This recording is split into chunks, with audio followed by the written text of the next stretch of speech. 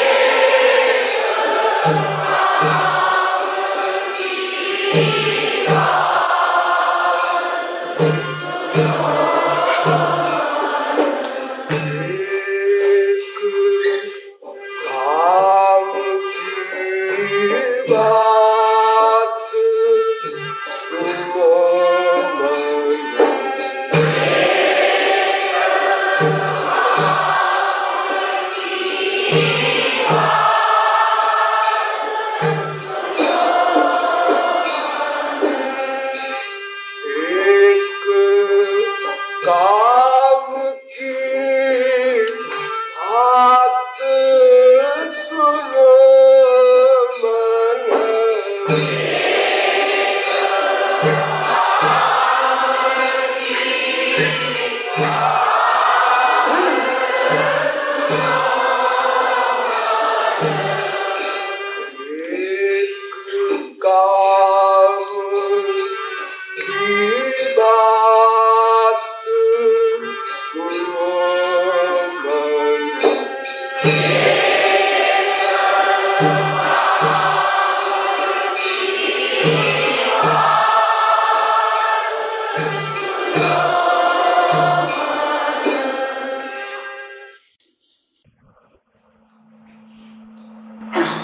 व्याख्या में अब तक आप लोगों को यह बताया गया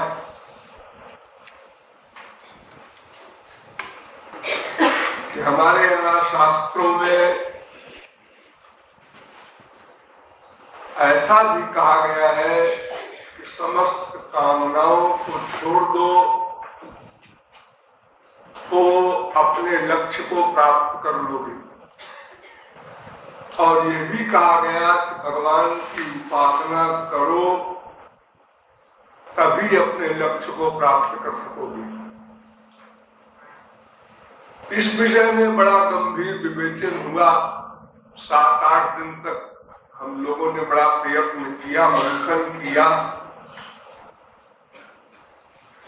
तो निष्कर्ष ये निकला कि ये कामनाएं को हम समाप्त नहीं कर सकते, क्योंकि इन कामनाओं की जननी माया है और कामनाओं का उद्देश्य परमानंद दिव्यानंद है। तो जब तक माया समाप्त न होगी तब तक कामनाएं समाप्त नहीं होगी, क्योंकि कामनाओं का जो लक्ष्य है आनंद प्राप्ति। फिर हमने उपासना पर विचार किया तो वहां भी वही अड़चन आ गई कि अगर हमारा मन न्यूट्रल होता, उदासीन होता, तटस्थ होता, न संसार की कामना होती उसके अंदर और न भगवान की कामना होती, तब तो भगवान की उपासना करना संभव था। लेकिन चूंकि मन में संसार की कामनाएं अनादिकाल से बद्धमूल है, इसलिए भगवान की उपासना भी असंभव है। क्योंकि उपासना या कामना दोनों पर्यायवाची शब्द है। जगत संबंधी मन के अटैचमेंट को हम कामना कहते हैं और ईश्वरीय जगत में मन के अटैचमेंट को हम उपासना या प्रेम आदि कहते हैं। दोनों में मन की आसक्ति है, इंद्रियों से कोई मतलब नहीं। ये आप लोगों को बार बार समझाया गया है कि इंद्रियां संसार का वर्क करें तो वो भी नहीं लिखा जाएगा। इंद्रियां भगवान संबंधी वर्क करें तो वो भी नहीं लिखा जाएगा। ईश्वर के जैसे हम लोग भगवान संबंधी कर्म करते हैं, लेकिन मन का अटैचमेंट संसार में होता है। ठीक इसी का उल्टा यदि हम कर दें कि मन का अटैचमेंट भगवान में हो जाए और संसार संबंधी इंद्रियों का वर्क हो जाए, तो इसी को गीता में कर्मयोग कहते हैं। हम कर्मयोग कर रहे हैं लेकिन उल्टा कर रहे हैं। अर्थात कर्म तो करते हैं इंद्रियों से भगवान संबंधी, पूजा पाठ कीर्तन भजन जो कुछ भी हम करते हैं वो इंद्रियों का वर्क हमारा है ईश्वर संबंधी, और मन का अटैचमेंट है संसार। अगर इसी को हम उलट दें कि मन का अटैचमेंट हो जाए भगवान में और इंद्रियों से वर्क हो संसार का, तो हमारा काम बन जाए। संसार वर्क चाहता, भगवान प्यार चाहता, दोनों की बात बन जाए। संसार प्यार और स्त्री सवेरे से काम न करे, पति को नाश्ता न बनावे, खाना न खिलावे, कोई काम न करे और यही कहती जाए प्यार करो प्यार करो प्यार करो, तो क्या परिणाम हो? और अगर सब काम कर दे कोई स्त्री, तो संसार का व्यक्ति ये समझता है, ये विश्वास कर लेता है इसका प्यार है तभी तो मेरा सब काम ठीक समय पर कर रही है। संसार काम चाहता है, अपना मतलब चाहता है, उसको प्यार वार से कोई मतलब नहीं। तो बेचारा जानते नहीं प्यार क्या बला है, तो उसका जो काम कर दे उसी को प्यार करता है। और भगवान का कोई काम नहीं है, वो केवल प्यार चाहते हैं मन। इसलिए दोनों एरिया वालों को हम खुश भी कर लेंगे और हमारी बात भी बन जाएगी। यानी संसार में इंद्रियों का वर्क और भगवान में प्यार। अगर आप कहें ये प्रैक्टिकल कैसे होगा, तो प्रैक्टिकल भी आप करते। देखिए, आपके एक बीवी होगी, एक पति होगा, 2-4 बच्चे होंगे, माँ होगी, बाप होगा, 8-10 का चक्कर है बस, जिसमें मन का अटैचमेंट है। शेष संपूर्ण जगत में आप लोग क्या करते हैं? एक्टिंग,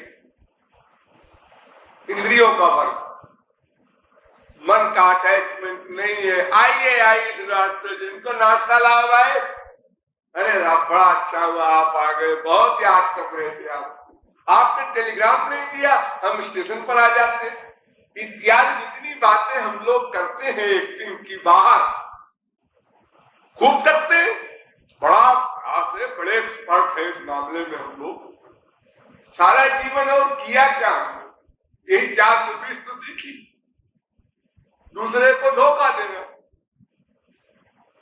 लेकिन हम इतने भोले हैं कि दूसरे को हम धोखा देते हैं ये जानते हैं, दूसरा हमको जब धोखा देता है तो वो हम नहीं जान पाते, उसको हम प्यार समझ लेते, पैक्ट समझ लेते। तो यही भोलापन है हमारा। जैसे हम अपने स्वार्थ के लिए सब जगह एक्टिंग करते हैं, बातें बनाना, एक्शन, जो कुछ भी हमने सीखा है सारे जीवन में, सारी शक्ति लगा देते हैं अपने स्वार्थ की सिद्धि के लिए। ऐसे ही दूसरा भी हमारे प्रति करता होगा विश्वास है।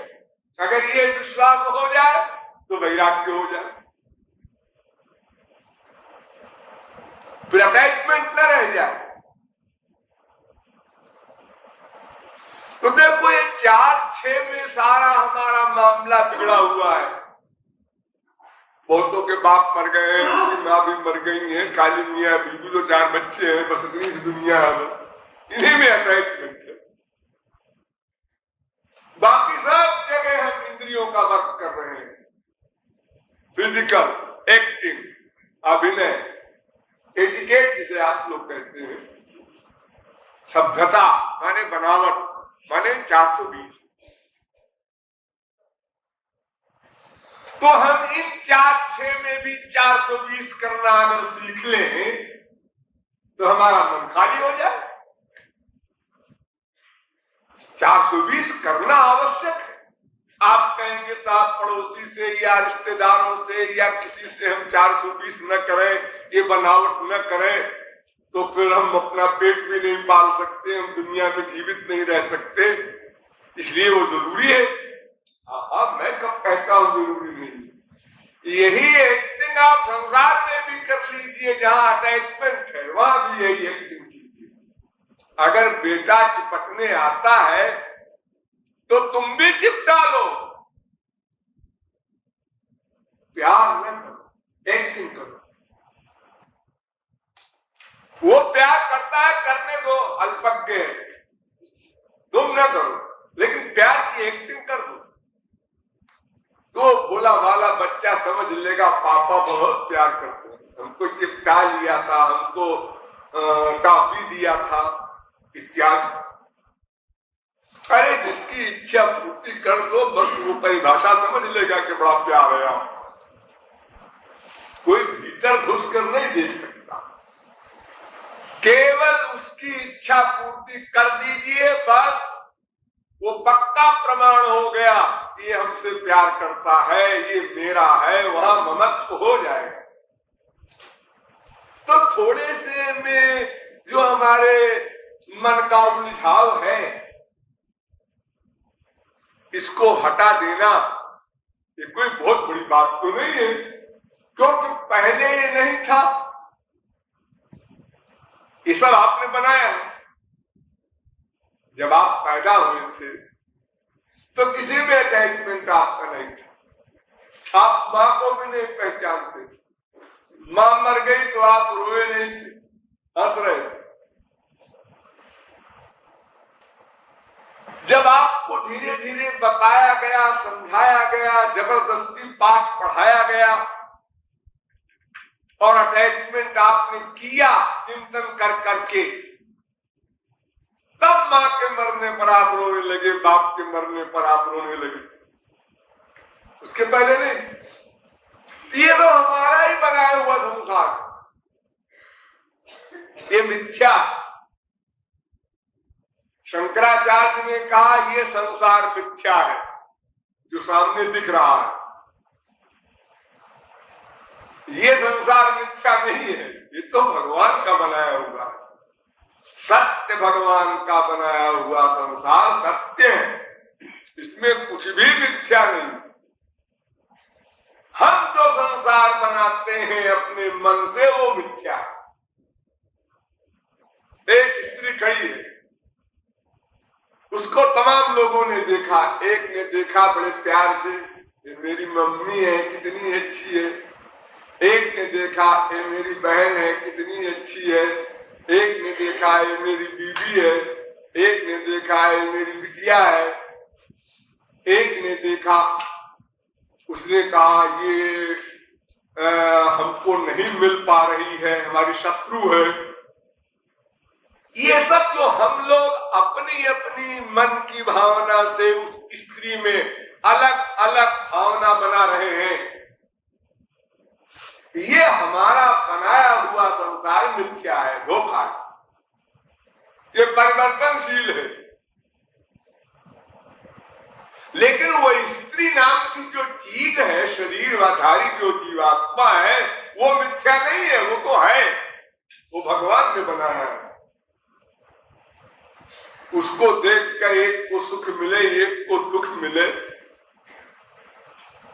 ऐसा क्यों होता है? और सब उसको स्त्री रूप में ही क्यों देख रहे हैं?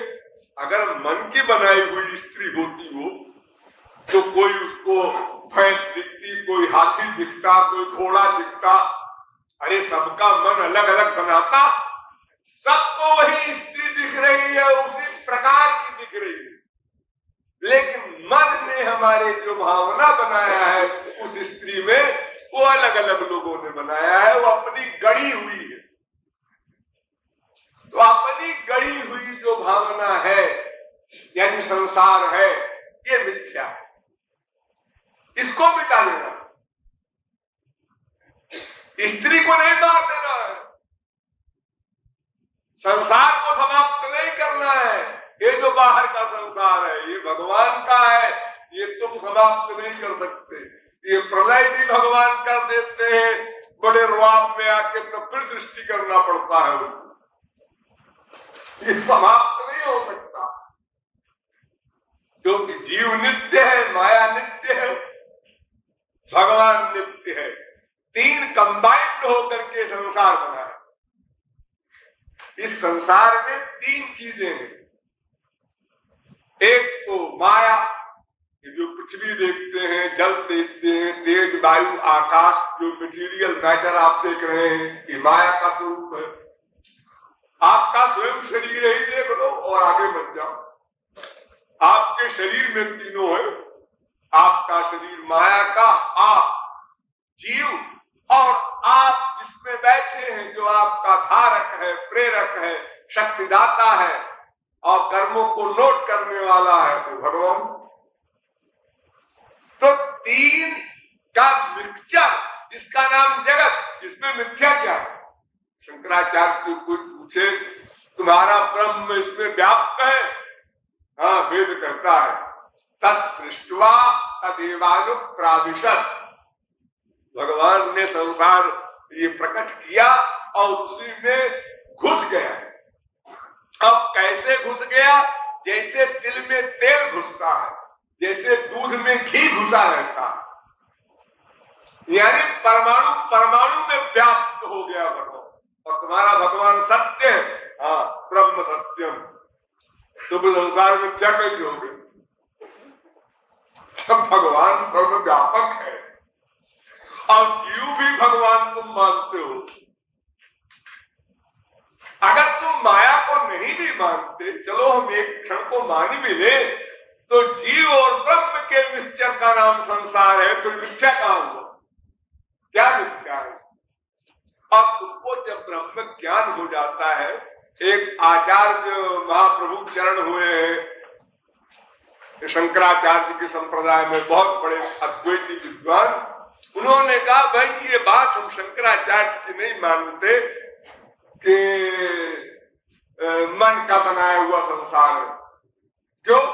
क्योंकि जब शंकराचार्य को भी जब ज्ञान हो गया था, तो क्या ये जो पहाड़, नदी, जमीन, खड़ा, जो कुछ भी कपड़ा दिखाई पड़ रहा है, जो खत्म हो गया था क्या?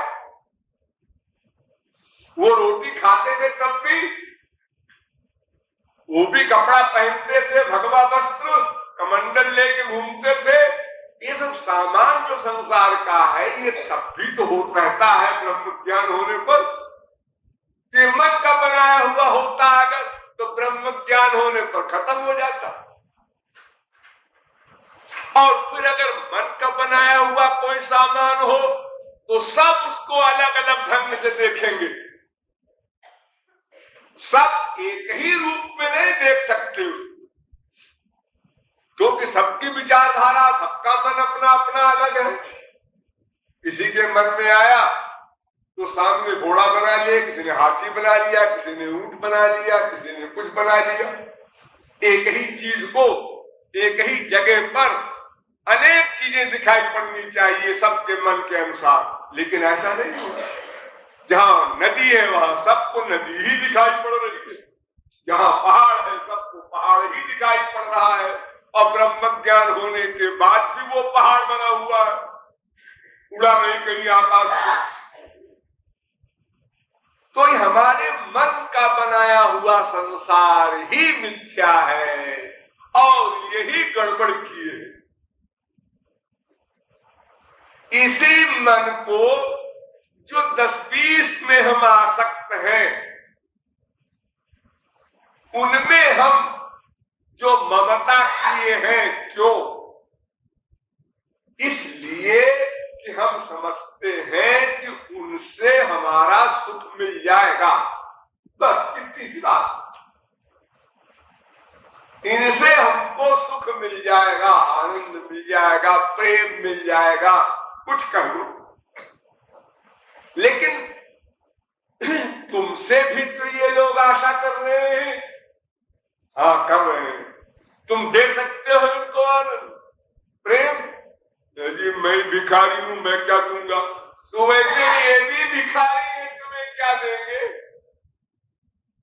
अरे भाई, किसी के पास 1 पैसा भी नहीं है मान लो, और वो कहे कि मैंने आपको सब कुछ दे दिया, पाने वाला बड़ा सब कुछ दे दिया। हाँ, तो लाइए, लीजिए, देखिए, कुछ नहीं है। अच्छा दान किया आपने। तो क्या करूं मैं? मेरे पास न प्रेम है, न आनंद है, न शांति है, कोई चीज नहीं है। मैं तो स्वयं भिखारी हूं। मैं बीवी से आशा करता हूं, बीवी हमसे करती है, हम बाप से आशा करते हैं, बाप हमसे आशा करता है। सब एक दूसरे से आशा कर रहे हैं, आनंद मिल जाए, शांति मिल जाए, सुख मिल जाए, पीस मिल जाए, लेकिन सब भिखारी है बेचारे। तो जैसे तमाम सारे अंधे इकट्ठे हो जाए और उसमें से एक अंधा बोले, अरे भाई मैं सूरदास हूं, कोई आंख वाला मुझे रास्ता बता दे। तो जो चालाक अंधा होता है दूसरा, वो कहता है, हाँ आजा आजा, मेरे आंख है, हाथ पकड़ ले, चला चल। अब दूसरा अंधा जो है वो भी यही करता है, तीसरे अंधे से कहता है, मेरे आंख है, आजा, हाथ पकड़ ले, चला चल। ये सब अंधे के अंधों का बाजार है, सारा धंधा। सब एक दूसरे को धोखा दे रहे हैं। हम तुमको प्रेम देंगे, बेटा, पिताजी, प्रियतम, प्यारी जू, ये शब्दों को बोल बोल करके जो हम लोग धोखा दे रहे हैं एक दूसरे को, रात के रात भिखारी है, क्या देंगे? पहली बात तो देने की भावना किसी माइक जीव में हो ही नहीं सकती। नंबर 2, अगर हो भी जाए तो बेचारे दे क्या? 1 लाख मेरे पास है, ले लो मेरे साथ, तुमसे ब्याह किया। अरे बाबा, 1 लाख नहीं, हमको आनंद चाहिए। हमको 1 लाख, 2 लाख, 1 करोड़, 2 करोड़ नहीं चाहिए, हमको आनंद चाहिए। आनंद ये तो हमको भी चाहिए, हम तुमसे आशा कर रहे हैं। वो कहती है, हम तुमसे आशा कर रहे हैं। दोनों अंधे, दोनों बेवकूफ, एक दूसरे के धोखे में पड़े हुए बेचारे। जिसके पास वस्तु नहीं है वो कैसे देगा? और नंबर 1 तो वो दूसरे को देने की बात तब तक सोच ही नहीं सकता जब तक स्वयं आनंद को पा न ले। सोच ही नहीं सकता। लेना लेना केवल उसके मस्तिष्क में है, अनादिकाल से वो भूखा है, प्यासा है, दरिद्री है, अत्यंत आतुर है आनंद के लिए। मां के पेट से गिरते ही रोना प्रारंभ होता है बच्चे का। भले ही मां बड़ी खुश हो रही है, बच्चा रोया, मां मां का मुख कमल खिल गया। क्यों? ये पक्का प्रमाण हो गया बच्चा जीवित। अगर बच्चा नहीं रोया, रोया नहीं, अरे मरा हुआ होगा, इसका मतलब ये हुआ। भयभीत हो जाती है मां। ये बच्चे का प्रथम रोना सिद्ध करता है वो भिखारी है, आनंद चाहता। उसको पैदा होते समय जो कष्ट हुआ, उस कष्ट को रोककर वो निकाल रहा है और आनंद की पुकार कर रहा है। और उस अबोध बच्चे से मां आनंद चाहिए और सुख। अब उसके आगे और भाई बहन हुए, बेटा बेटी पोता पोती सबको धोखा होता चला गया इसी प्रकार से। सब एक दूसरे के से चाहते हैं और ये नहीं सोच पाते कि आखिर मेरे पास तो है नहीं आनंद शांति, हम इसको क्या देंगे, साफ साफ कह देंगे। अच्छा मत कहो, बुरा मानेगा, समझ तो लो कम से कम, तो अटैचमेंट तो खत्म हो। न कहो, तुम कहो मत, मुंह से यही बोलो बेटा तुमसे बहुत प्यार करते हैं। बेटा भी बाप से कहे पिताजी हम श्रवण कुमार के भी आगे हैं। अरे बोलने में क्या लगता है, शब्द है अपने पास। तो ये जो महापुरुष लोग शब्द बोलते हैं भगवान के लिए, वही शब्द हम लोग संसार में प्रयोग करते हैं कि नहीं। प्रियतम, प्यारी, ऐसा शब्द प्रयोग हम स्त्री पति के लिए करते हैं। ये प्रियतम शब्द का क्या अर्थ होता है? आत्मा से भी अधिक प्रिय। आत्मा से अधिक प्रिय कोई स्त्री होगी, कोई पुरुष होगा, कोई बेटा होगा, कोई बाप होगा। अरे शरीर भी नहीं है, शरीर से आगे मन है वो भी नहीं है, मन के आगे बुद्धि है वो भी नहीं है, सबसे ऊपर आत्मा है। आत्मा के सब ये सर्वेंट है, आत्मा से अधिक प्रिय नहीं है, आत्मा इन सबको प्रिय है। और सबसे नीचे है शरीर, शरीर के बाद नंबर आता है स्त्री पति का, उसके बाद नंबर आता है बाप बेटे का, उसके बाद नंबर आता है दोस्तों का, उसके बाद नंबर आता है नौकरों का, उसके बाद नंबर आता है पड़ोसी का। एक क्रम। अगर स्त्री पति दोनों प्यार करने जा रहे हो, अत्यंत कामातुर हो और बीच में दो चार सांप गिर पड़े ऊपर से, फिर देखो कहां गया वो प्यार। मार दोनों भाग पड़ेंगे, धाड़ में जाए बीवी, धाड़ में जाए पति, हमारी जान के लाले पड़ गए, सांप आगे आ गया। देखो शरीर का इतना मोह है कि शरीर के बराबर भी इंपॉर्टेंस न रही स्त्री पति, तो फिर आत्मा से अधिक प्यार हम करेंगे संसार में। लेकिन शब्द बोलते हैं भाई, जो भगवान बोलते हैं संतों के लिए, सोई सेवक प्रियतम मम सोई, भक्त मेरा प्रियतम है। और भक्त बोलता है भगवान को मेरा प्रियतम है। ये दोनों चीजें तो फैक्ट है। लेकिन संसार में कौन तुम्हारा प्रियतम है? यहां तो कोई प्रिय भी नहीं है। प्रियता क्या होगा, फिर प्रियतम क्या होगा? ये तो बहुत बड़ी बात है।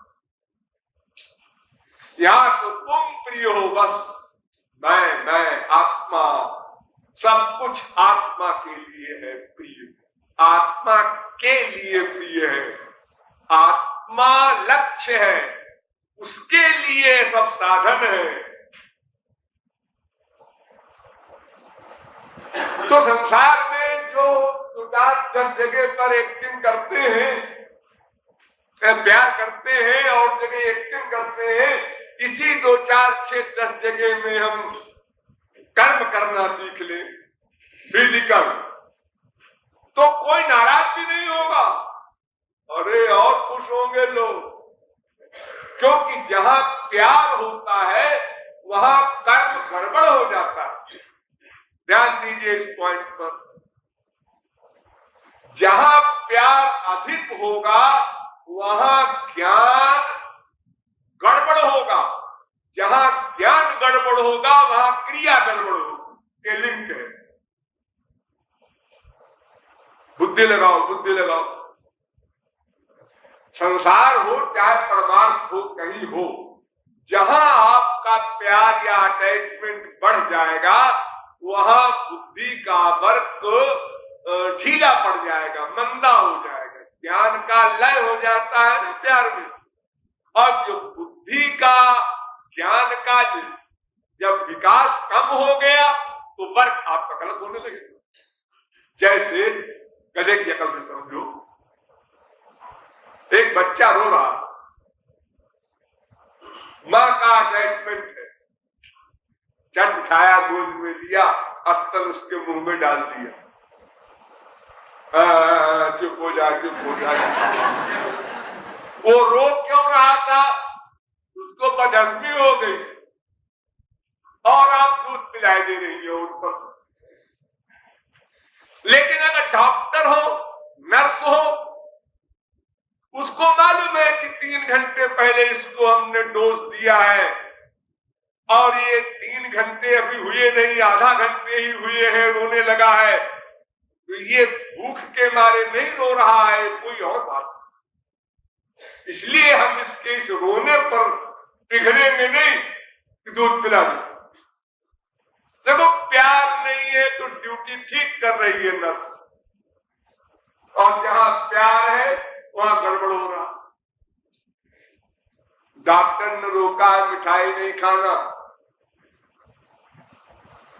मम्मी मीठा खाएंगे, मीठा खाएंगे, डॉक्टर ने रोका है ना, और रोका है तो खाएंगे।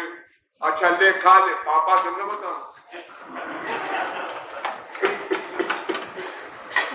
चोरी चोरी माए इस प्रकार की बदतमीजियां करती हैं अपने घरों में। पापा जी को पता ही नहीं लड़का सीरियस होता जा रहा है, वो अंडमंड खिलाए जा रहे हैं, क्या करें, रोता है तो देखा नहीं जाता, उसका रोना देखा नहीं जाता मां को।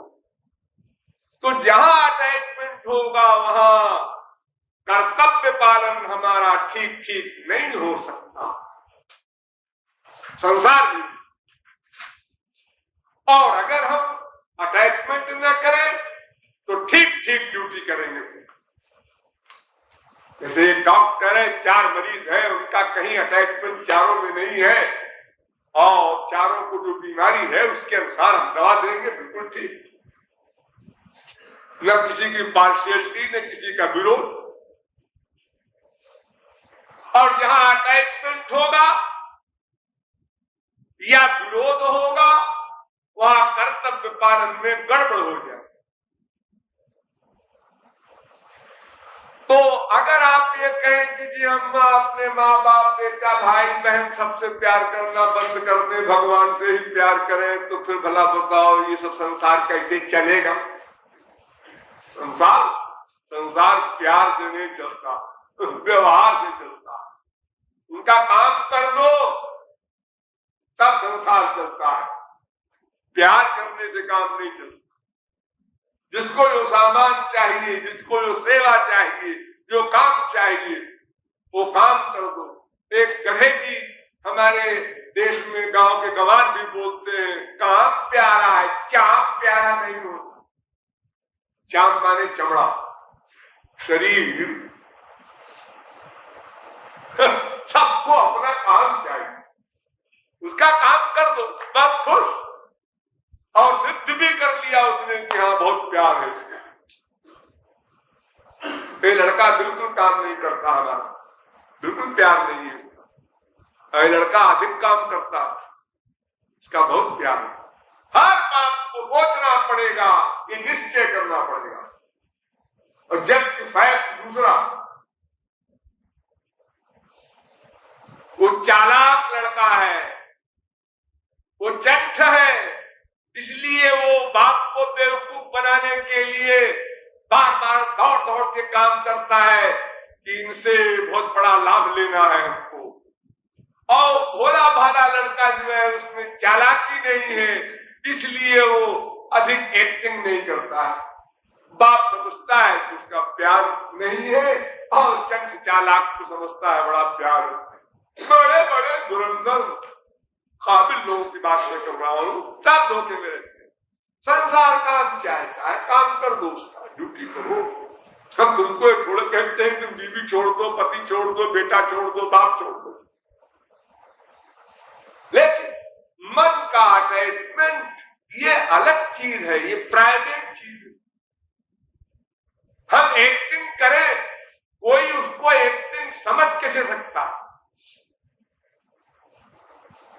देखो आप लोग दूसरे के बच्चे को जब कभी देखते हैं, रिश्तेदार है या कोई ऐसे मित्र है, एक स्त्री आई अपने बच्चे को गोद में लिए तो आप उसके गाल में ऐसे ऐसे कर देते हैं करके, वो मां खुश हो जाती है कि बहुत प्यार करता है। भला वो क्यों प्यार करेगा दूसरे के बच्चे से? लेकिन वो बेवकूफ मां ये समझती है हमारे बच्चे की तारीफ किया, हमारे बच्चे को प्यार किया, ऐसे ही अपने बच्चे से भी कर लो। क्या बात है, उसको बताओ मत कि हम एक्टिंग कर रहे हैं, वो सब मन में रखो, प्राइवेट बात। लेकिन मन का लगाव भगवान में करना, और ये बात तुम खूब करते हो, डेली प्रैक्टिस। जिस लड़के के एक बार देखने पर भी बस में बैठे, कहीं भी बैठे हैं लड़के लड़की, कोई सुंदर लड़का है, कोई सुंदर लड़की है, सभी देखते हैं। कोई आंख का अंधा हो भले छोड़ दे, वरना देखते सभी है। दुर्भावना सद्भावना की बात अलग है। अब वो सुंदर लड़की को सुंदर लड़के ने जब देखा तो लड़की को गुस्सा है, ये लगातार बार बार घूरे जा रहा है, इसकी नीयत खराब हो रही है मेरे पर। लेकिन जब उस लड़के को उस लड़की को दोनों को ये मालूम हो गया कि इसी से सगाई हुई है हमारी, अब ब्याह होगा, तो एक दूसरे को देखने में खुश हो रहे हैं। वो देखो फिर मेरी ओर देख रहा है, बहुत प्यार करता है, बड़ी विभोर हो रही है वो लड़की। देखो मेरे मोहल्ले में घूम रहा है और मेरी खिड़की की तरफ झांक रहा है, विभोर हो रही है। ये सब क्यों हो रहा? केवल हमारी बुद्धि में ये आ जाए, ये भर जाए बात, यहां हमारा कोई सुख नहीं, हमको यहां कोई कुछ नहीं दे सकता। बस ये बात का निश्चय, इस निश्चय के लिए बार बार चिंतन करना होगा, तब निश्चय होगा। ये मैंने बार बार आपको बताया है, हम लोग बार बार चिंतन नहीं करते, इसलिए हमारा जो ज्ञान होता है वो अज्ञान के रूप में बदल जाता, विस्मरण हो जाता। किसी ने गाली दे दी, अपमान कर दिया, उसका बड़ा चिंतन करते, इतना बड़ा चिंतन कि मर्डर भी हो सकता है चिंतन करते करते।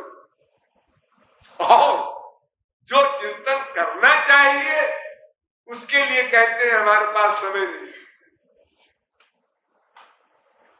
तो जैसा हम लोग उल्टा कर्मयोग करते हैं, इसको सीधा अगर कर दें और अगर करने में परिश्रम पड़े तो कोई बात नहीं। जैसा मैंने कल समझाया आपको, संसार से मन को हटाओ। क्यों? इसके आंसर के साथ, इसलिए कि मैं आत्मा हूं, आत्मा का सुख माइक जगत में नहीं। और ये जो जीव है ये तो माया नहीं है, लेकिन ये भी माया के अंडर में है और इनके पास भी आनंद नहीं, प्रेम नहीं, स्पिरिचुअल हैप्पीनेस नहीं, क्योंकि उन्होंने भगवत प्राप्ति नहीं की। इसलिए ये हमको दे नहीं सकते। अनंत बाप बना चुके अनंत जन्मों में, अनंत बेटे बना चुके, अनंत बीवियां बना चुके, अनंत पति बना चुके, अनंत भाई बहन बना चुके, हर जन्म में बनाते तो रहना पड़ता है, कंपल्सरी है। और हमेशा सबके दरवाजे पर जा जाकर भीख मांगा, प्यार दे दो, आनंद दे दो, शांति दे दो, सुख दे दो, नहीं, सब जगह धोखा मिला। तो ये मन का बनाया हुआ संसार मिथ्या है, इसलिए हम इस संसार की बुराई न करें। इस संसार में ना दुख है ना सुख है।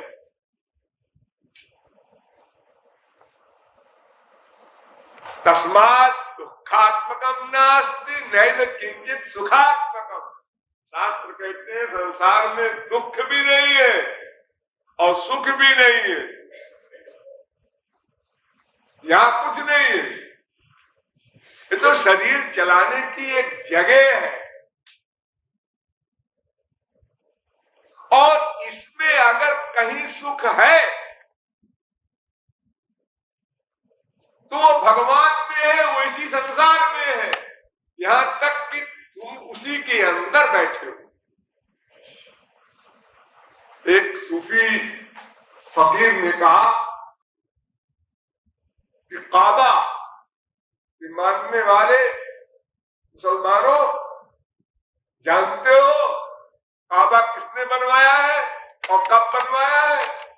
अभी कुछ दिन पहले काबा को हजरत खलील ने बनवाया है। 10-20 हजार वर्ष भी नहीं हुए। और ये दिल के काबे को खुद खुदा ने बनाया है। उस काबे में जाकर तुम्हें क्या मिलेगा? ये जो तुम्हारा खुदा है, ये तुम्हारी खुदी के मिटने के क्षण को परख रहा है। जिस क्षण में तुम खुदी को मिटा दो, सरेंडर कर दो, शरणागत हो जाओ, ये अहंकार चला जाए तुम्हारा, मैं करता हूं, तो खुदा मिल जाए।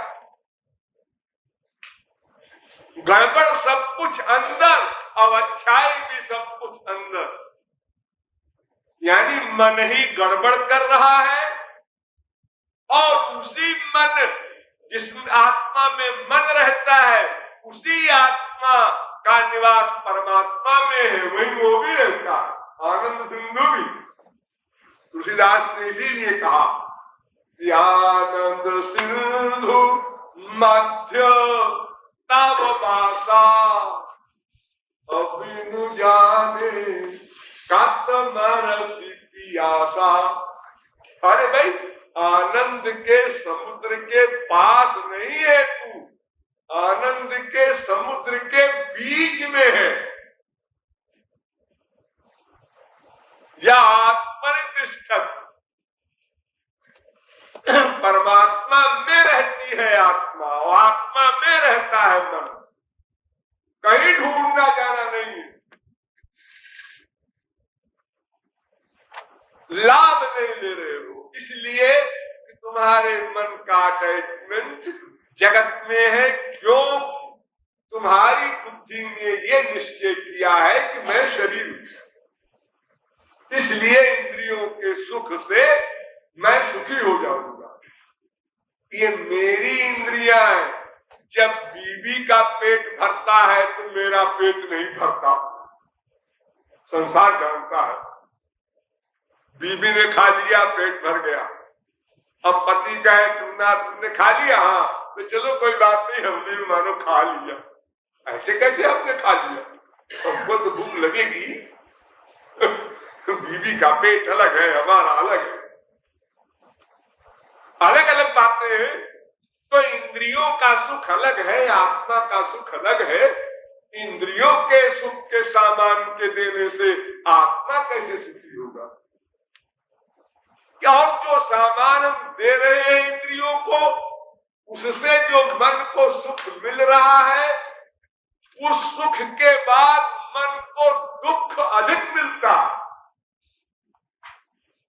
ये भी एक विचारणीय बात है, बड़ी इंपॉर्टेंट। देखो, एक गरीब है, मामूली कपड़ा पहनता है, बिना जूते के चलता है, एक झोपड़े में रहता है। लेकिन अगर एक करोड़पति को कहा जाए कि तुम भी इसी की तरह कपड़े पहनो, इसी प्रकार तुम भी खाओ, इसी प्रकार तुम भी झोपड़े में रहो 1 महीना, तो कैसे गुजरेगी उसके ऊपर? अरे अगर बाप कपड़ा ला देता है बच्चे को अपने मन का, तो बच्चा कहता ये क्या लाए, हरा हरा, ये तो बड़ा ओल्ड फैशन है। ये हाल अरे बड़ा महंगा है बेटा, अरे होगा महंगा है तो कलर ठीक नहीं। ये तो हमारे मन का बनाया हुआ है ना। हम जब पैदा हुए तो कोई कलर मांग रहे थे क्या? एकदम मन ने कल्पना की है अपने अपने ढंग से, अब परेशानी मोल ले लिया हम लोगों, और अब हम कहते हैं कि साहब हम इसके बिना नहीं रह सकते। हाँ, हमको पहले बिस्तर के ऊपर चाय मिलनी चाहिए, इसके बिना काम नहीं बनेगा। अरे इंडिया में तो पहले चाय होती ही नहीं थी। तब लोग कैसे बड़े बड़े योगींद्र मुनींद्र, बड़े बड़े पहलवान और बड़े बड़े बुद्धिमान हुए हैं, जिनकी कल्पना भी आज चाय पीने वाले नहीं कर सकते। 25 वर्ष की आयु में चारों वेद 6 शास्त्र का पूर्ण ज्ञान प्राप्त करने की कैचिंग पावर होती थी उन लोगों को।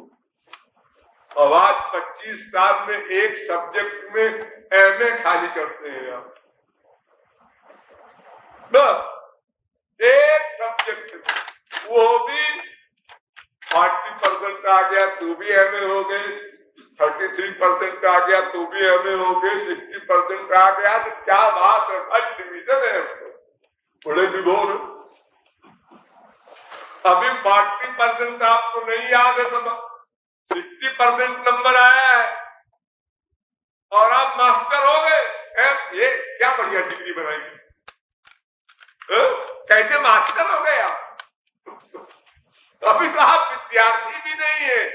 10% नंबर आवे तो आप विद्यार्थी बने। लेकिन गधों ने ऐसी डिग्रियों के नाम रख दिए, बच्चे तो अपना डिग्री दे देते, वो भी एक सब्जेक्ट। हमारी कैचिंग पावर क्या है? महाभारत में कितने शार्ट में श्री कृष्ण ने समझा दिया संपूर्ण शास्त्र वेद का ज्ञान, अर्जुन समझ गया, प्लस प्रैक्टिकल सरेंडर कर दिया, प्लस माया समाप्त हो गई, सब हो गया और कर्मयोग प्रारंभ हो गया युद्ध। और यहाँ गीता पढ़ते पढ़ते, लेक्चर देते देते 100 वर्ष की उम्र बीत गई। संसार का अटैचमेंट बढ़ता जा रहा है और पंडित जी गीता सुनाते जा रहे हैं, किसी के मरने पर नायम हंति न हन्यते। गीता का दूसरा अध्याय, नैनम छिन्दन्ति शस्त्राणि नैनम दहति पावका न चैनम वेदयन्त्यापा। हाँ, 3-4 दिन से रेडियो जो सुनता हूँ, अब कोई और चीज तो आती नहीं, यही सब आता है। कहीं वेद मंत्र, कहीं कुरान की आयतें, कहीं गुरु ग्रंथ साहब का पाठ हो रहा है, कहीं कुछ बड़े बड़े ज्ञान की बातें आती हैं आजकल रेडियो। ये सब क्या है? एक दिन ये ज्ञान किसको सुना रहे हो? इंदिरा गांधी को या अपने लिए? जी अपने लिए नहीं, ड्यूटी है, सुनाना पड़ता है, सुना रहे हो। एक दिन जैसे हम बाहर एक्टिंग कर लेते हैं और 10-20 में हमारा अटैचमेंट है, उसी प्रकार हम इन 10-20 में भी एक्टिंग करना सीखें, क्योंकि ये हमारे नहीं है, क्योंकि इनसे हमारा स्वार्थ हल नहीं होगा। और अगर मटेरियल स्वार्थ हल होगा तो ठीक, वहां तक सहमति रखो, ठीक है, अब तुम खाना बना दिया करो, हम पैसा कमा के लाया करेंगे, तुम आधा काम तुम कर लो, आधा हम कर ले, अच्छा है, लेकिन हम दोनों आपस में अटैचमेंट न करें भगवान में। आत्म कल्याण नंबर 1, शरीर कल्याण नंबर 2। मानव देह पाकर खाली शरीर कल्याण किया, ये तो कुत्ते बिल्ली गधे भी कर रहे हैं, जिनके न घर है न कोई साधन है और सब जीवित है। देखो पक्षियों को ज्येष्ठ के महीने में जहां पतझड़ और कोई फल नहीं, उस समय भी सारे पक्षी जीवित हैं, अपना अपना हिसाब बैठाए हुए हैं। आप मनुष्य होकर के अगर इतना कर लिए तो कौन सा कमाल किया कि हमने शरीर को धारण कर लिया है,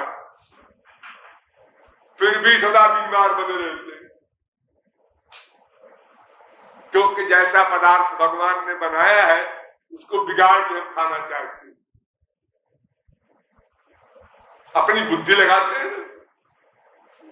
तो क्या हम पशु हैं क्या उबली तरकारी खाएं? है उसको छौंक के पकाड़ के उसमें तमाम मिर्च मसाला प्लस करके आनंद मिलता है। जब तुम पैदा हुए थे तो वो फीका फीका मां के स्तन का दूध तो बड़ा अच्छा लग रहा था, तब तो तुम नमक भी नहीं जानते थे क्या बलाए हैं, मिर्चा वगैरह की कौन कहे। तो फिर मम्मी ने जो तुमको दाल चटाया और धीरे धीरे तुमने सीखा कि नमक भी कुछ होता है, फिर मिर्चा भी कुछ होता है, फिर वगैरह वगैरह में तमाम बढ़ते गए आगे। वो तो अनंत साम्राज्य माया का, जितना आगे बढ़ते जाओगे उसके आगे और संसार मिलेगा, कहीं उसका अंत नहीं है। तो तात्पर्य यह है कि संसार से मन को हटाना है समझ करके, गहराई से समझ करके उसकी तह में जाओ, परीक्षण करके देखो कौन बेटा बाप से प्यार करता है, परीक्षण करके देखो, अपने घर में देखो, चोरी चोरी देखो, चुपचाप देखो, उसके स्वार्थ की असिद्धि जहां होने की बात आई, कहा प्यार खत्म, जीरो, और स्वार्थ सिद्धि किया और प्यार का भंडार ले लो तो पड़ोसी से मिल जाएगा, उसको कौन खाता है। जो दुकानदार ये समझता है कि ये ग्राहक हमारा हो गया, उसको पहले सामान देता है ठीक दाम पर, कम प्रॉफिट लेकर, 2-4 बार कम प्रॉफिट लेकर के उसको सामान दे रहा है ताकि वो मिला ले और दुकानों से।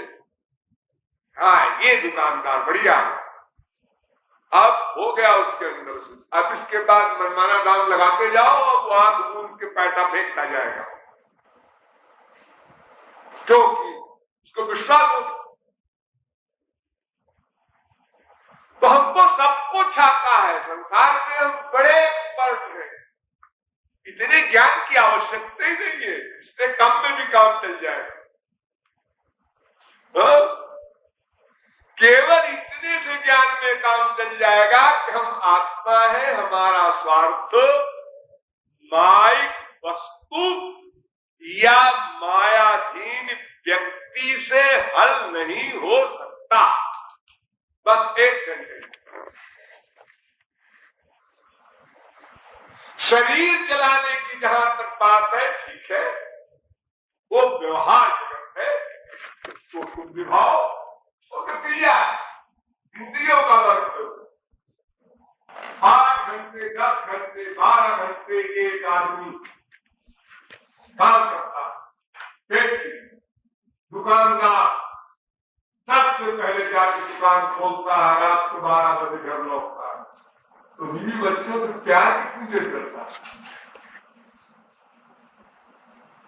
बंबई वगैरह में तो ऐसा सुना जाता है और काफी हद तक वो ठीक भी है कि बेटा बाप को जानते ही नहीं, क्योंकि जब बाप लौट के आता है तब तक बेटा सो जाता है, और जो बाप काम पर जाता है तो बेटा तब तक जागता नहीं। तो बेटा अपने बाप को कर जाने कैसे? टाइम नहीं।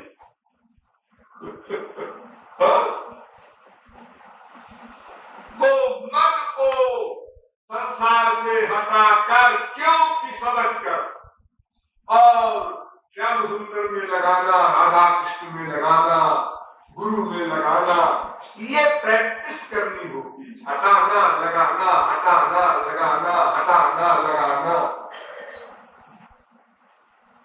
ये हटाते लगाते बीच में डिस्टर्बेंस भी आते हैं। क्या आता है डिस्टर्बेंस? वो पुराना अभ्यास, हटाया लगाया और फिर हट आया, अपने आप हटाया। हाँ, अरे हम प्रयत्न कर रहे थे, श्याम सुंदर की आंख बनाया, अपने मन से बढ़िया नाक बनाया, मुंह बनाने लगे तो बीवी का मुंह आ गया, बेटे का मुंह आ गया सामने। यहां अभ्यास है ना, पुराना अभ्यास आ जाता है, अपने आप हट आता है। हटाने में मेहनत, लगाने में मेहनत, लेकिन हट आना नेचुरल, क्योंकि पहले की प्रैक्टिस है। नेचुरल तो नहीं कह सकते, हैबिट है। हैबिट जो है वो हैबिट से मिटाई जा सकती, नेचर नहीं मिटाया जा सकता। कोई भी हैबिट हो प्रैक्टिस से बनी है वो, इसलिए उल्टी प्रैक्टिस करने पर वो खत्म हो जाएगी।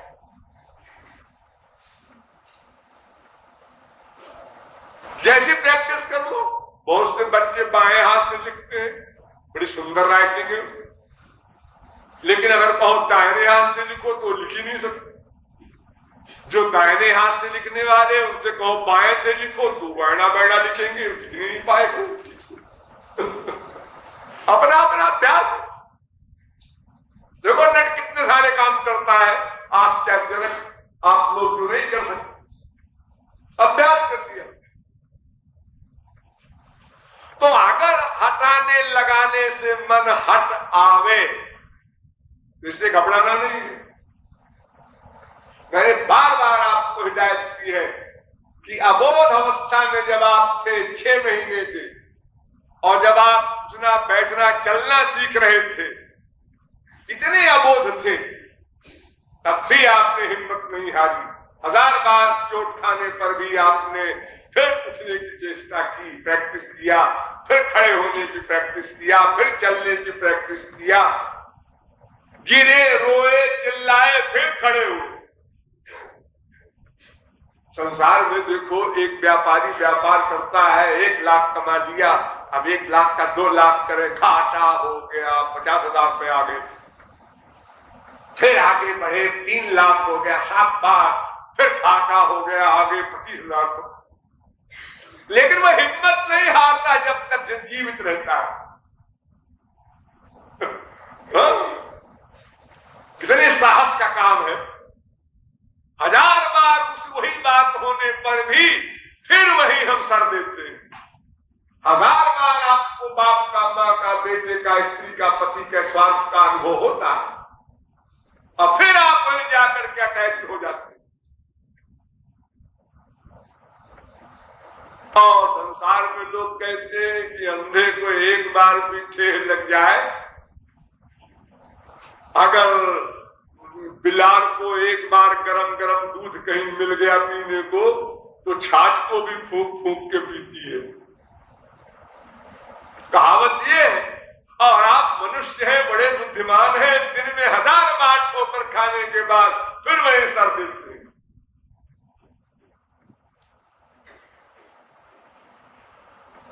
तुलसीदास जी ने बड़े गंदे शब्दों में लिखा, उदाहरण दिया,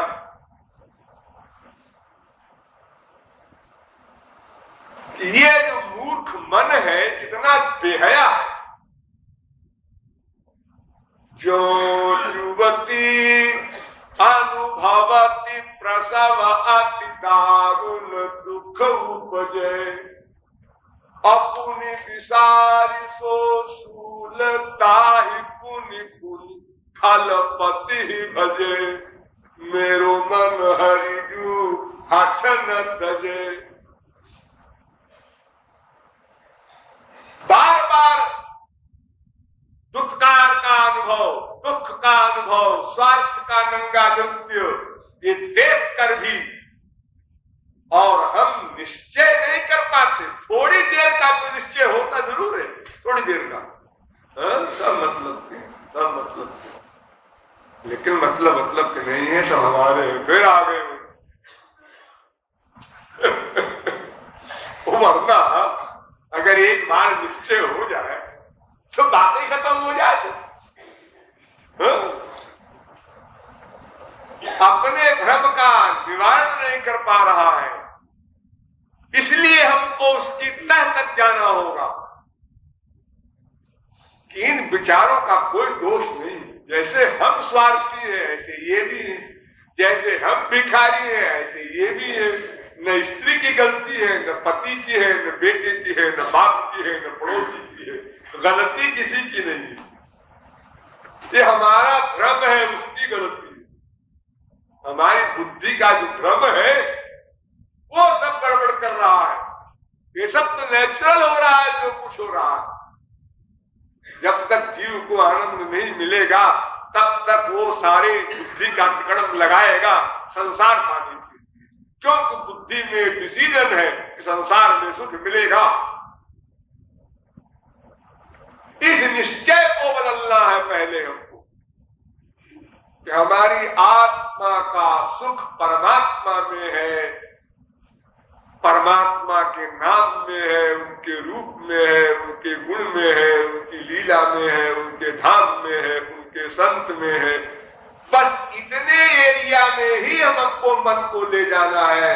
संसार का नाम, संसार का रूप, संसार का गुण, संसार का कार्य, संसार का स्थान, संसार का उपासक, ये हमें कुछ नहीं दे सकता। जैसे हम है ऐसे वो है, हमसे भी बदतर। लेकिन मेन प्रश्न ये है कि जिन राधा कृष्ण या कोई भगवान का नाम रख लो,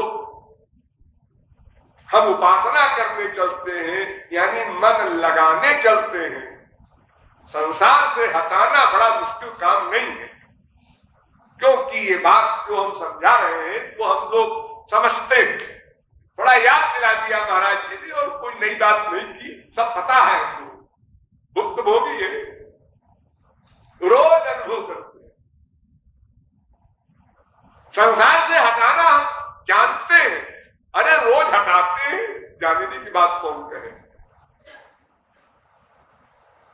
लेकिन ऐसे हटाते हैं बस, जैसे डॉक्टर ने कहा है तुम डायबिटीज के मरीज हो, मिठाई न खाना, तो रसगुल्ला खाना बंद कर दे, बिल्कुल बंद कर दो।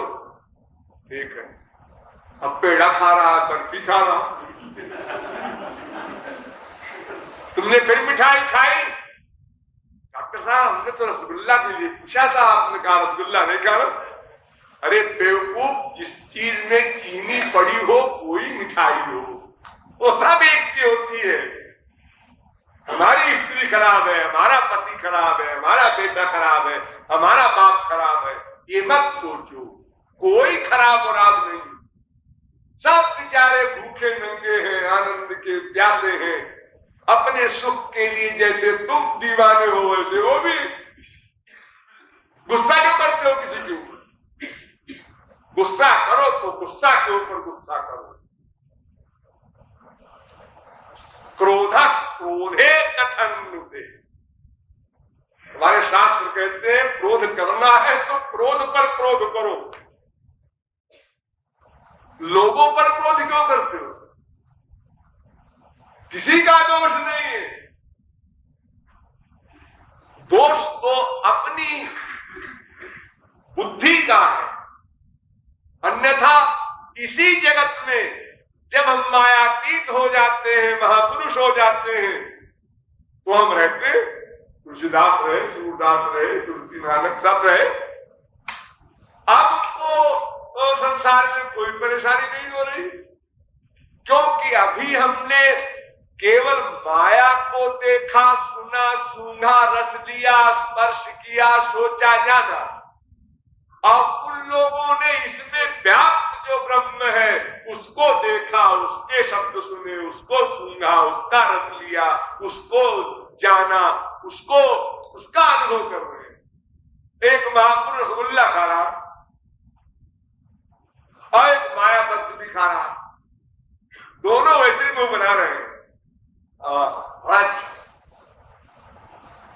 तीसरा व्यक्ति देखता है, कहता है रसगुल्ला नंदी दोनों ही है। अजी इसमें कृष्णानंदी भी है, क्या बकते हो?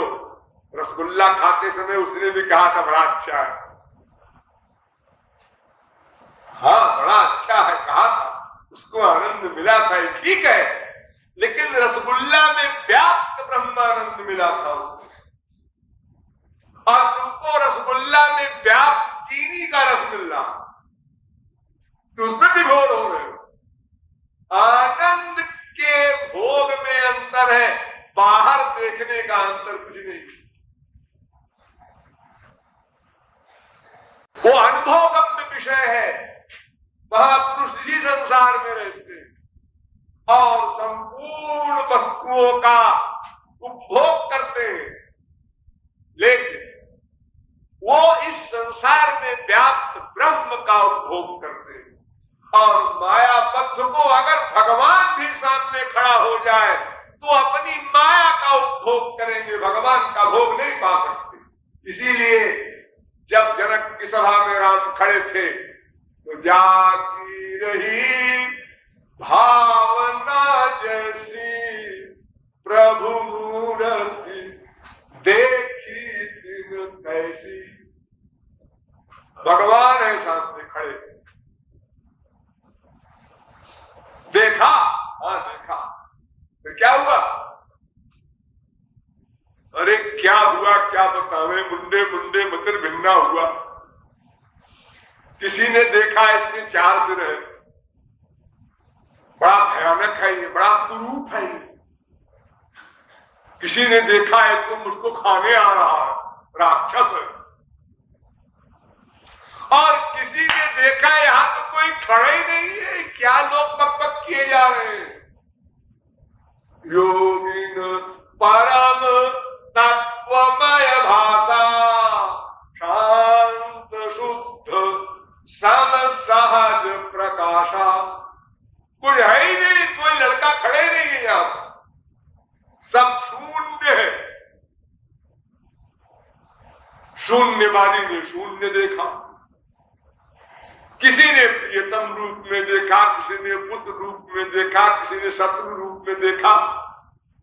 केवल भगवत प्राप्त महापुरुषों ने राम को राम के रूप में देखा, श्री कृष्ण को श्री कृष्ण के रूप में देखा, और किसी ने नहीं देखा। आप लोग बड़े आराम से कह तो देते हैं किसी महात्मा के पास जाकर, एक बार, बस एक बार आप भगवान को दिखा दीजिए, बस फिर हम नहीं कहेंगे आपसे कभी। अगर हम भगवान को दिखा दें तो आप भगवान को तो छोड़ ही देंगे, हमको भी छोड़ देंगे। कृपालु तुमको भी नमस्कार, तुम्हारे भगवान को भी नमस्कार। यही भगवान है, इनसे तो अच्छा हमारा बेटा है, हमारी बीवी है, हमारे पति है, हमारे बाप, उनको देख के अधिक सुख मिलता है हमको। क्योंकि वो देखने वाली दृष्टि नहीं है, एक डबल पर्दा है। अज्ञाने नावृतम ज्ञानम, एक पर्दा हमारे ऊपर है माया का, और भगवान भी घूंघट में है, पर्दे में है। नाहं प्रकाश सर्वस्य योग माया समावृतः, मैं योग माया के पर्दे में हूं। भगवान योग माया के पर्दे में, हम माया के पर्दे में। अब ये मिलन कैसे हो? और ये दोनों पर्दे ऐसे हैं, ध्यान दो,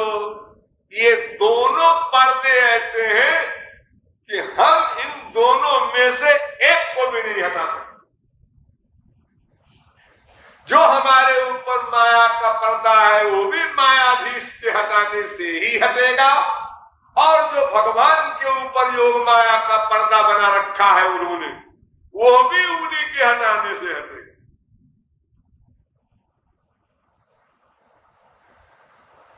दोनों में भगवान ही कारण होंगे। और अगर ये भी मान ले कि अपना घूंघट हम हटा भी लेंगे तो भी काम नहीं बनेगा। तुम्हारा घूंघट हट गया, तुम्हारी आंख बढ़िया हो गई, लेकिन जिसको देखना है वो पर्दे में है, अब क्या करो? उसका पर्दा कैसे हटाओगे? योग माया का पर्दा है उसका। वो ऐसा विलक्षण पर्दा होता है योग माया का कि उसमें अपनी पर्सनैलिटी में रहते हुए माया का कार्य होता है, उल्टा विपरीत। इसलिए वो बुद्धि में नहीं समा सकता। जो पार्वती ने एक्टिंग की थी अज्ञान की, यही तो कहा था कि ब्रह्म जो व्यापक विरज अज अकल अनीह अभेद, सो की देह धरि होई नर जाहि न जानत वेद। वो सर्वव्यापक ब्रह्म और हाथ पैर वाला ऐसा कैसे हो जाएगा? ये राम ब्रह्म नहीं हो सकते। शंकर जी ने नमस्कार किया, गलती। मान लो पार्वती को शंका नहीं हुई थी, लेकिन पार्वती की जगह पर जो भी मायाधीन जीव होगा वो यही शंका करेगा कि अगर ये राम ब्रह्म होते तो इनको पता ही नहीं है सीता कहां है। एक योगी भी अपनी अंतर्दृष्टि से सारे विश्व के हर सामान को देख सकता है बिना वहां गए।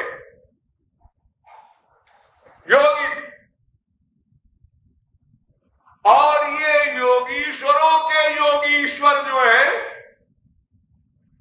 ब्रह्म जो सर्वव्यापक है, वो तो ये वहां पर नहीं है का जहां पर सीता गई है।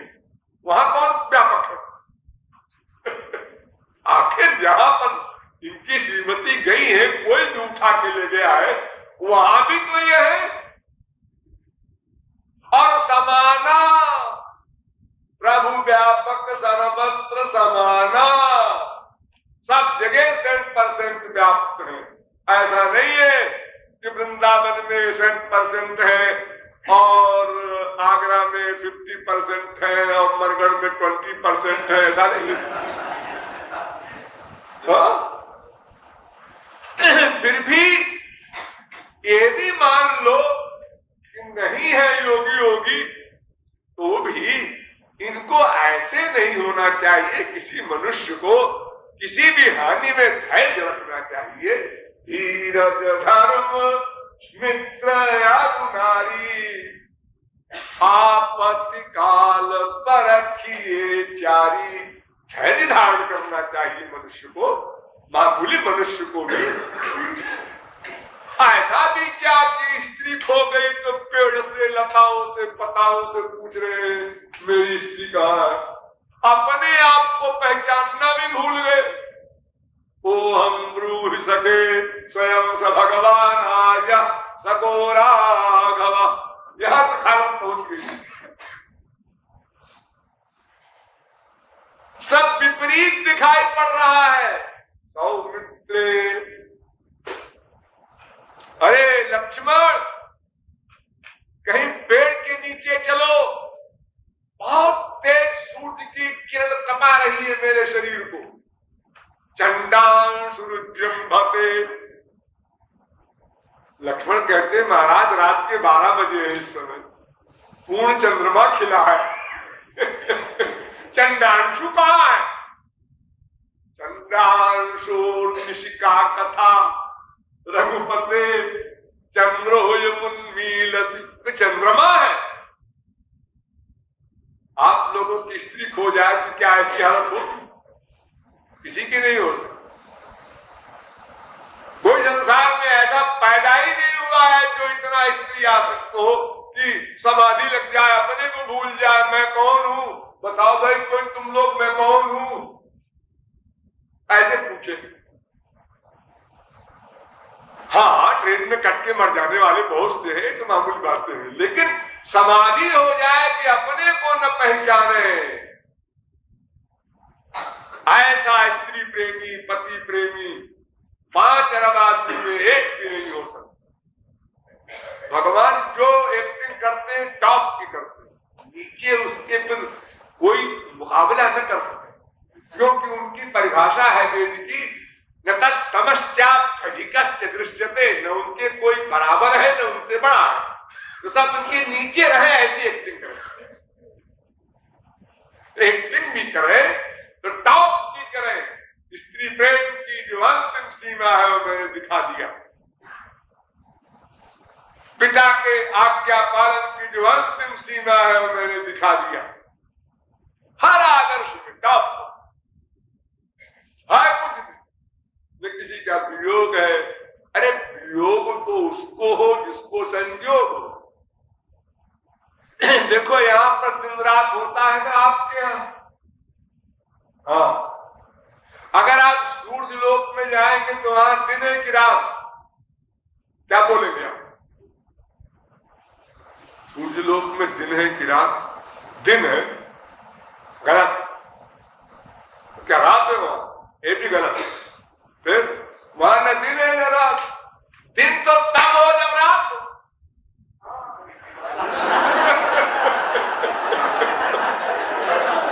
कुछ नहीं है। तो आपको किसी का वियोग हो, फिर किसी का संयोग हो, तो संयोग कहते हैं उसको, और जो नित्य संयुक्त है उसका संयोग वियोग क्या? जो सर्वव्यापक है, जिसमें आत्मा ही रहती है, उसको ये सब प्रपंच का कोई प्रश्न ही नहीं पैदा होता, लेकिन एक्टिंग सब हो रही है।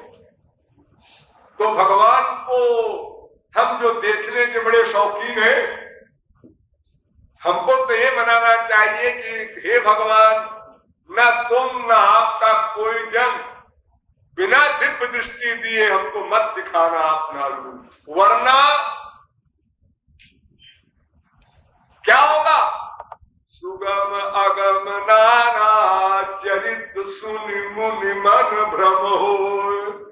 बड़े बड़े योगींद्र मुनींद्र चक्कर खा जाते हैं, हमारी क्या हैसियत? क्योंकि